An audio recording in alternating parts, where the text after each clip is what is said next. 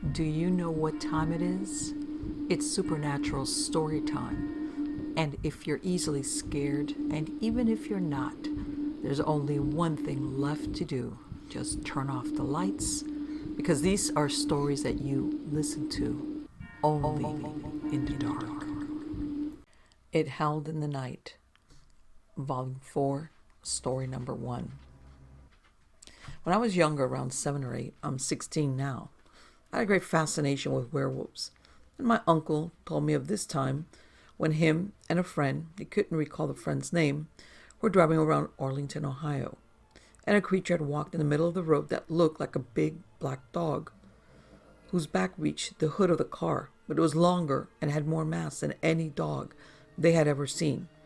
He said then it leaped to the side of the road, and they drove off quickly. Now, at first, I called him a liar and said it was BS. But I went down to Florida 2 years ago and stayed with a cousin of mine whose dad is one of my uncle's best friends. And one night, I was talking to him and I said, did my uncle ever tell you the time that he and some friends were driving around Arlington? This is where he interrupted me instantly and said, a werewolf jumped out in front of the car. Now, my uncle had not talked to this person for over 5 years, and I had not mentioned anything about this to him before asking him.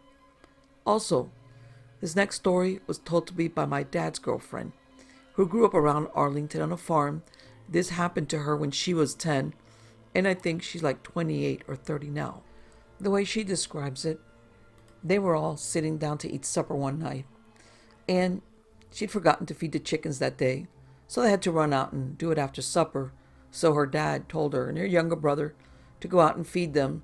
So they got out into the shed that the chickens were in and heard scratching and clawing at the side of the shed.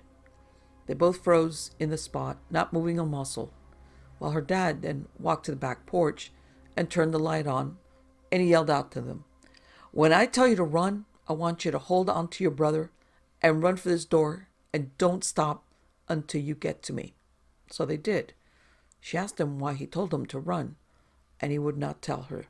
So one day when she was 16, her father told her that he had seen a shadow of something that reminded him of a bear on the barn by the shed, but he said it was tall and slender. So, was that also that dogman or werewolf type of creature that slinks around the area of Arlington, Ohio? Story number 2. I live in southern Ohio, about 40 miles from Cincinnati. I live in a country road that might be described as well populated. Well, anyway, I was just heading back to the house from feeding our pet rabbits in our hutch, and I happened to see a dark figure out of the corner of my eye. I turned my head, and I said it was like a bipedal dog-like animal, and it was across the field, across the street from us, and it just broke cover from a clump of trees in the middle of the field and was running for the forest tree line. It was flying, man. I mean, running really fast. I say that it had brown, shaggy hair that was clumping and shedding for summer. It was about March. Not traditionally gray like some stereotypical werewolves or dogmen or whatever the hell they are. I wasn't scared, only curious, and also because my mind hadn't yet caught up with what I was seeing. I also saw that it sometimes went down on all fours to make a really big leap of speed. Then it would go bipedal again. When on all fours, it seemed to run like a gorilla, knuckles down and propelling itself on its front legs. It also kind of ran to the side, not straight forward. Like if it was facing you while running, it would kind of be going to your left or right. When I got to the wood line, I lost sight of it. I just stood there thinking, what the bloody hell was that? A coyote on acid? Then my brain processed this image of a 6 to 7 foot tall, hunched over gorilla running, brown shaggy, furred bipedal canine, running at about 60 miles an hour, and yelled to myself in my head, get inside! Haven't you ever seen The Howling? American Werewolf in London? Run! So I did, even though it obviously didn't even notice me. My fight instincts were working, so I ran inside, double-locked the door, and told my parents. My mom didn't believe me, but my dad considered my experience. He's about as skeptical of strange phenomena as an institutionalized man screaming into a microphone about aliens and how Jesus was coming with them. Next story. We live in Natick, Massachusetts. There's a wooded area with a portion of it containing an old abandoned fenced-off factory that's relatively near some apartment buildings. Some of my friends who live at the apartment complex went about a half mile into the wooded area for camping. Now, before I go further, I must say that my area has experienced very weird sounds. Although in my opinion, they are very unwolf-like. They sound like a woman screaming crossed with long dog barks. A very indescribable and terrible sound. They come from various directions, though usually from the apartment area. Much of the camping trip went normally for them. However, at about dusk they noticed the cry from far off in the distance. They set up their tents and lights, etc., and got in their tents. One had to get up in the middle of the night to use the portable toilet, which of course was outdoors. But when she went outside, she got the overpowering sensation of being watched. She returned inside and roused her boyfriend to come out with her. When they got out, he too felt the sensation, but at the time said he didn't, just to comfort her. She went to the bathroom in the toilet, which was propped next to a tree.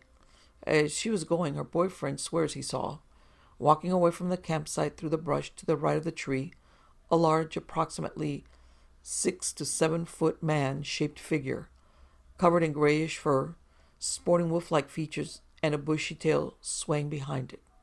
He was shocked and ran into the tent, leaving his girlfriend behind, who came running in a moment after hearing the rustling of the creature. Throughout the night, they and the others who awoke during the commotion and stayed awake continuously thinking they heard the cry in the distance. They never encountered it again, but left promptly in the morning. Next story. In 2003, I had a girlfriend who had just moved into a manufactured home. I pretty much lived with her. My life was miserable at that time. But as the weeks went by, she told me that she thought that the house was haunted, that she kept hearing noises and seeing things out of the corner of her eyes. I just chalked it all up to her overactive imagination. As more weeks went by, I started to believe what she was saying. The house just seemed like it was somewhat active. I too was hearing these noises at night and seeing things in my peripheral vision, more so than at my parents' house or just most anywhere else. And yet, I was still skeptical until a series of 3 nights. All 3 nights in a row. It wasn't unusual for me to stay with her 4 and 5 nights in a row, but something was different about these 3 nights. We headed for bed around 10 p.m. on a Tuesday night. For some reason, this night, I was having trouble sleeping. My girl was asleep in minutes. At around 11 p.m., I began to hear a very faint but strange noise. It sounded as if someone was slamming a very big metal door shut and open over and over again. You know, like one of those big dungeon doors from an old medieval castle. Not like someone smashing a sledgehammer against a steel beam. Very strange, I thought, but very faint, as if in the distance. I tried to ignore it, but it wouldn't go away, and as the time was passing, it was slowly getting louder, as if it was approaching me or something. About an hour passed, and I was relieved that it went away. I told my girlfriend about it the next morning, but she had heard nothing. Wednesday evening, more of the same. Went to sleep around 10 p.m., but yet I still found it hard to sleep, and the noise persisted this night too, but was noticeably louder than the night before. I even woke my girlfriend to ask if she could hear this strange sound, and she looked astonished, as she had no clue what I was talking about. I was thinking that I was starting to go crazy or something. It was strange because the noise only persisted with my eyes closed and would slowly get louder and dissipate within about an hour. I thought maybe it was all some weird dream or something. I didn't know what to think. Then came Thursday evening. As we were heading for bed, I became sort of apprehensive about trying to sleep, but I went along to bed anyway with my girl, around the same time as the nights before. At first, I was relieved that this night seemed quiet, but then it started. This night was different than the first 2. The noise started significantly louder this time. The noise pierced my ears. The noise was so loud that it made my whole head physically rattle every time it repeated itself. This time I opened my eyes, and the noise continued louder and louder. My ears began to hurt very intensely with each clash of metal. How could this be, I thought? How could she still be sleeping? It's as loud as a freight train. Then I looked out her bedroom door and froze solid. The noise ceased, but looked like a small human figure. More of a black mist seemed to dissipate. I woke my girlfriend and explained to her what happened. She looked at me like I was nuts. She had heard nothing. After this night, I never experienced anything like this again at her house. Something about those 3 nights was not right. I know a couple of things, though. I wasn't dreaming. That noise actually caused me physical pain in my ears. Something was in the doorway of her room. I never again doubted her when she said she saw or heard something. For the rest of my life, I will never forget those 3 nights. Next story. When I was 8 years old, my mom and dad purchased a home located in Burlingame, California. They got a great deal on the house and were thrilled at its location and the town. I recall the first time I entered the house. I said to my mom, "It's so dark in here." My mother reassured me that with a little paint and new drapes, it would be bright and sunny. I think that the darkness I noticed wasn't just because of the dark walls and drapes. There was something much darker hidden in the seams of the house. This darkness didn't stay hidden for long. Before we moved our belongings into the home, my dad and one of his friends, Dick, went to the house to refinish the hardwood floors. They were in for a challenging set of experiences. When they turned on the sander, the radio would blast. When they turned off the radio, the light would go on. Then the electricity would shut off. They checked the fuses, but none of them were burned out. My dad called the power company. The man who came out said there was nothing wrong with the connection from the power pole to the house. He told my dad that he needed to call an electrician. The electrician witnessed a strange and inexplicable relation between unrelated switches and the response from remote locations throughout the house. The electrician told my dad that the entire house needed to be rewired. To their surprise, after this announcement, all the electrical appliances and lights worked as expected. All returned to normal operation at that time. This stunt repeated many times over the years. We just had to wait it out because there was nothing wrong with the fuses, fuse box, the connection to the power pole. There was no technical explanation. I will say that being in a totally dark house, due to the actions of invisible intruders, was quite terrifying. We were at their mercy, and they had little or no mercy. After we moved into the house, we immediately noted that at times it sounded as if someone was walking across the floor, or there would be what sounded like knocking on various doors throughout the house. The back door would open and slam closed, which would be followed by what sounded like footsteps coming up the stairs. My parents explained to me that these sounds were the sounds of the house settling. Often, when I went to bed at night, I would hear heavy breathing right by my face. My parents told me this was the water heater and what it sounded like at night when it was heating the water. I would hear my mother call. When I answered, she would say she didn't call me, and vice versa. I often found long auburn hairs in my bedroom. I couldn't figure this out. I didn't know anyone with auburn hair. My parents became acquainted with the next-door neighbors. They commented to Mom and Dad that they hoped that they lived there longer than other people that had moved. The house had always been sold, never rented, but it was rare for any family to live there more than 3 months. The neighbors had lived next door for over 20 years. There were times when I woke up with someone holding onto my ankles and pulling me off the end of the bed. This terrified me. When I told my parents, they reassured me that I was only having a nightmare. I woke up in the morning to find pieces clipped from my hair. This left short, jagged pieces I couldn't style. My mom told me this was from the pin curls I used. One afternoon, I was in my bedroom and couldn't shake the feeling that someone was staring at me. This gave me the creeps, so I decided to go out to the living room. And that I felt so uneasy, I stepped down on the first step in front of the door and reached around the corner to turn off the light. When I turned off the light, I saw a young woman sitting on the bed right next to where I had been sitting. She had long auburn hair. She was transparent. I didn't believe in ghosts. My parents had told me over and over again there was no such thing. Now I was faced with the terrifying reality of a ghost sitting on my bed. I ran to the front bathroom, slammed and locked the door. Then it dawned on me that if she was a ghost and what they say about ghosts was true, she could walk through the wall, and I would be locked inside with her. I unlocked the door and ran to the living room in front of the house. In the morning, I told my parents about my experience.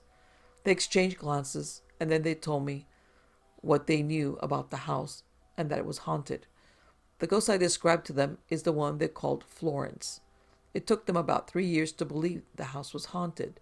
They didn't believe it until they had exhausted themselves by sneaking through the house, trying to find the intruders making all the noises, and never finding anything.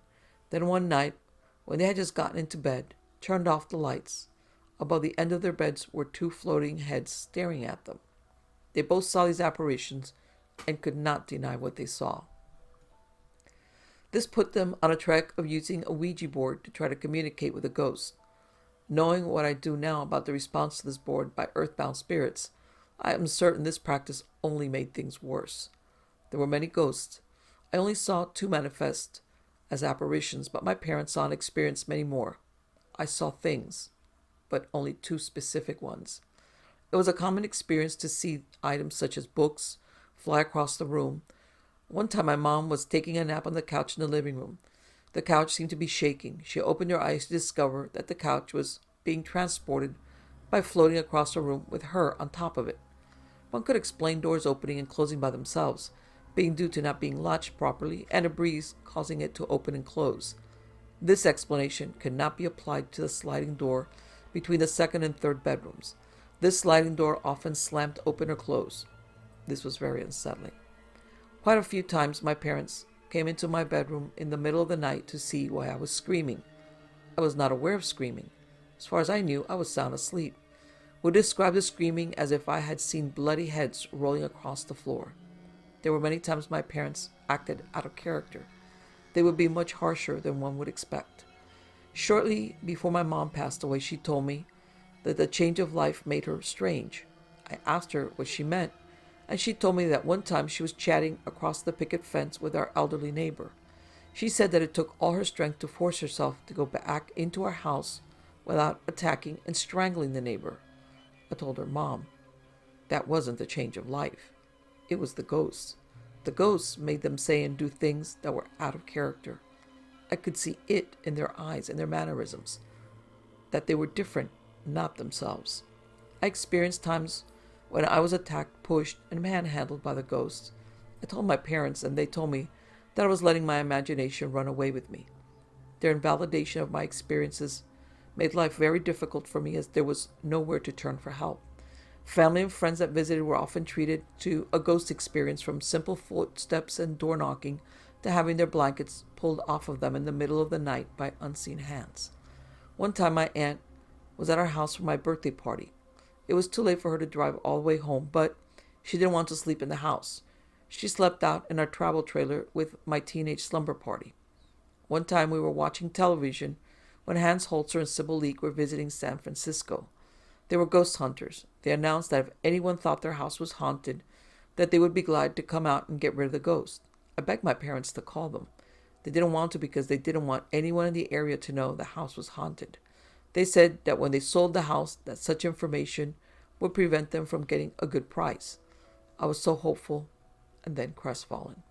When my parents retired and put the house on the market, the ghost became especially active. We had occupied the house for 15 years, and I think the ghosts were pretty happy with the arrangement. Then my dad told my mom that he wanted to move into the travel trailer so they didn't have to be concerned with constantly cleaning and preparing for the stream of realtors streaming through the house with potential buyers. Then one morning, my dad announced that he was lowering the price in the house by a considerable amount. We all tried to discourage him from doing so, since they were counting on the profit from the sale to buy retirement property and perhaps build a home. He wouldn't listen to our arguments. The house sold that day. Mom and I were sitting in the kitchen while Dad walked the new owners out to their car. Mom and I heard the back door open and slam close. We heard footsteps coming up the back steps. We got up together and looked down the hall to the stairway. We could still hear the footsteps ascending the stairs, but there was no one to be seen. After they moved all of their things out of the house, handed over the keys, and had left the property for good, Dad confided why he insisted on moving into the trailer and lowering the price of the house. The night before they moved out into the trailer, my dad was startled awake by a hand over his mouth and nose. He was being suffocated by the man ghost, who we had all come to call Dave. Dad was a strong guy, but he said that it took all the strength he had to wrestle away from the grip of the ghost. Dad turned to me and apologized for not believing me. We heard that the first renter in the house was a minister. I was elated thinking that a minister might pray the ghost out of the house. The minister moved out almost as soon as he had moved in. After a series of short-term renters, the house was replaced by an apartment building. Neighbors told my parents that the house had been moved. I don't know if the house was moved, and if it was moved, I wondered if the ghosts go with the house or haunt the apartment building built on the site. I know I would never want to go back and find out for myself. Next story. When I was young, around 2 or 4, I lived in this big family house. All my family lived together. My grandmother, grandfather, 2 uncles, me, and my mom. I can still remember every detail about the house. The vents on the floor had pretty details. The carpet was red and there was lots of stairs. When I was little, my mom would try to put me to bed or take me to the bathroom, and I would scream and cry and tell her over and over there was a lady upstairs. At night, I would crawl out of my bed and sleep on the stairs until the adults went to bed. My mom was worried and took me to the doctor. She probably thought I was a psycho 2-year-old, but the doctor said, "How could a little kid that young lie?" Time passed and my mom and I moved out of the house. Meanwhile, the rest of my family stayed. We moved away, and only 2 years later we moved back into the same house. I was older, around 5 or 6, and I remember going upstairs, still scared, but I was snooping for my birthday present. I opened my closet door, and the lady was standing there looking at me. I turned around, started running to the stairs. As I was turning the corner to head down the stairs, I saw her spread her arms and try to lean over me. I fell and slid all the way down the stairs. After that, I would sleep in my own room alone. I felt like I was being watched. The doors would open and close. No one believed me. My grandma tried to say, "Maybe it was your guardian angel." Then one night, my mom woke up at 3:30 in the morning. She said there was a flash of light. She looked at the clock. It was 3:30. When she laid back down and looked up, the lady was hovering over on top of her. My mom just put the covers over her head like a little kid. That's when she started to believe me. After that, our dogs started barking all the time and growling for no reason. We would hear footsteps and things would open and close. So after a while, my grandparents moved out to an apartment building for older people, and my uncle moved out. We called the priest to come bless the house, but we moved out before he had a chance to come. The next people who moved in had 5 children. My grandma and me went back to check our mail, and we started talking to the lady. She started telling us about weird things that had been happening, like her baby swing was off, and when she came back downstairs, it was on maximum speed. I haven't been back to the house since I was like 6 years old, but sometimes I like to drive past the house just to see it. I do miss the house, but I wonder what the lady wanted.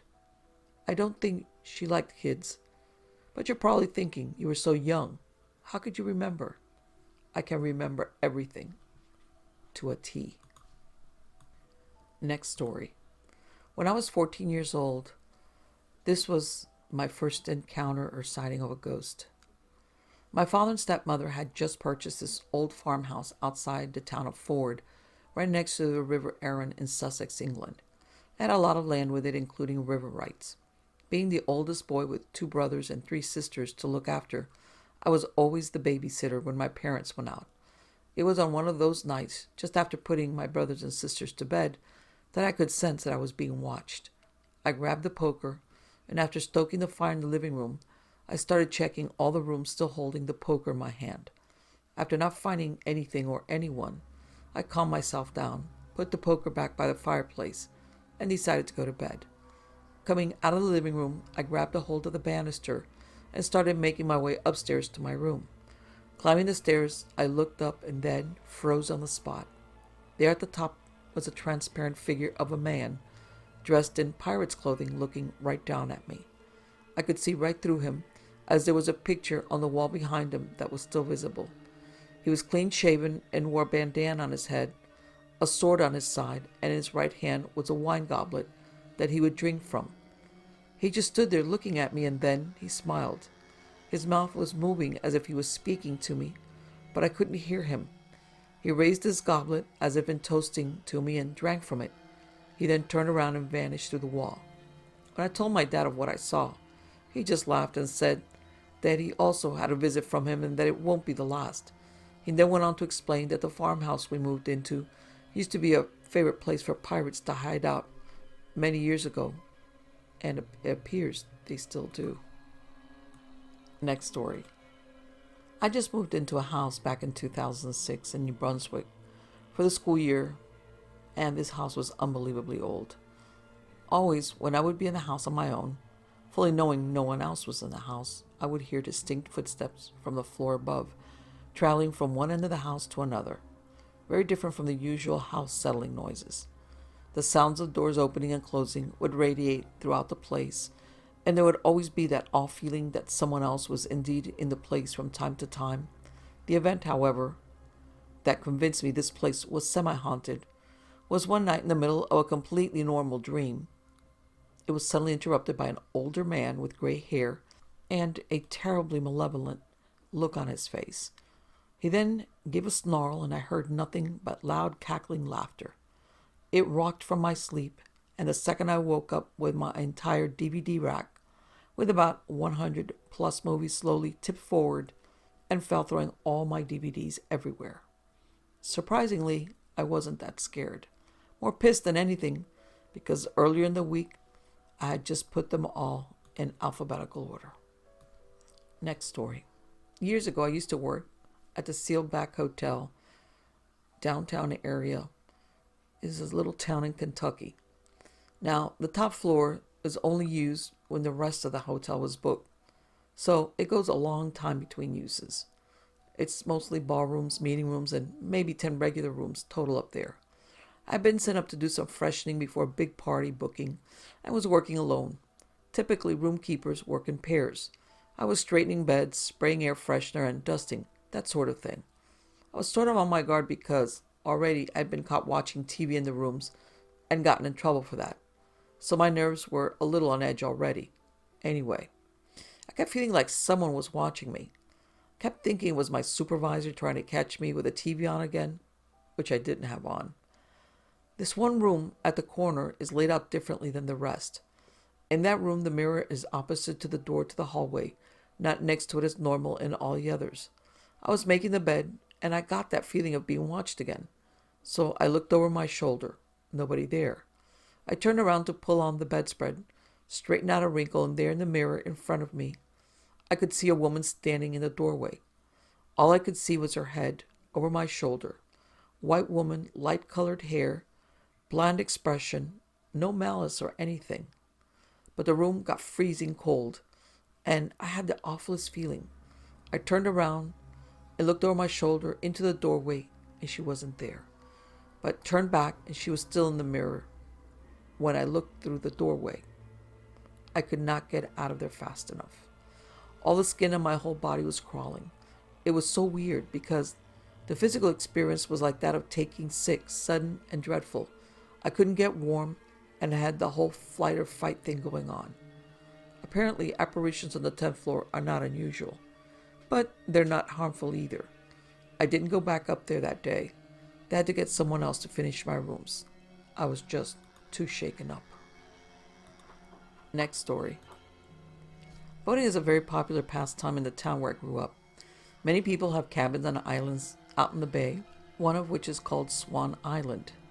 Swan Island was once inhabited by the Beothuk Indians. Many of them, over time, succumbed to disease. There's a confirmed Indian burial ground on one side of the island. When I was 7 years old, my family and I were staying with my uncle and his family in his cabin cruiser, which was tied to the dock on Swan Island Harbor. About 3 or 4 o'clock in the morning, we all awoke to the sound of footsteps walking across the deck, inches above our head. The footsteps walked from the bow of the boat over the flybridge, down the ladder, and across the lower deck to the stern. Thinking it was a late-night caller, my uncle put on his boots, went up through the wheelhouse, and out to the lower deck where the footsteps were last heard. The fog was so thick outside that it took a couple of seconds for him to get his bearings. He first noticed that there was no one on the lower deck. Then he noticed that we were nowhere near the dock in Swan Island Harbor, but were drifting out to sea. He had no idea where we were, in which direction we were going, or why we were drifting away. He moored the boat in deep water and kept watch until the next morning, when he discovered that we had drifted for miles. towards the burial ground side of the island. The bow line that had previously secured us to the dock was slashed with what must have been a very dull knife. No other boats were nearby. We all went above deck only to find disappearing in the morning dew fading footprints, bare feet, in an almost straight line from bow to stern.